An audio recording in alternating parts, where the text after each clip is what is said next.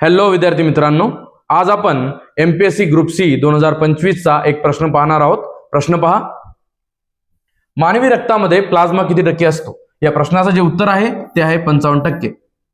मानवी रक्तामध्ये प्लाझ्मा हा 55% असतो। रक्ताचं जर का पाहिलं आपण तर रक्तामध्ये मुख्यतः दोन घटक असतात।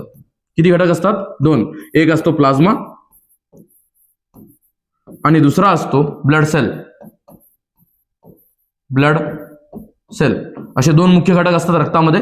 ब्लड सेल हे असतात 45% आणि प्लाझ्मा असतो 55%। कळालं सर्वांना? म्हणून या प्रश्नाचं जे उत्तर होतं ते होतं 55%। अजून या प्लाझ्मामध्ये जास्तीत जास्त प्रमाणात राहतं पाणी, त्यानंतर राहतात प्रथिने, त्यानंतर राहतात एन्झाइम्स, त्यानंतर नायट्रोजनस वेस्ट, हॉर्मोन्स आणि काही नायट्रोजनस वेस्ट सुद्धा याच्यामध्ये राहतात। अजून जर आपण ब्लड सेल पाहिलं तर ब्लड सेल मध्ये तीन मुख्य घटक राहतात। एक आहे आरबीसी, डब्ल्यूबीसी आणि प्लॅटलेट्स। हा जर का व्हिडिओ तुम्हाला आवडला असेल विद्यार्थी मित्रांनो तर व्हिडिओला लाईक करा, शेअर करा आणि सबस्क्राईब करा। धन्यवाद।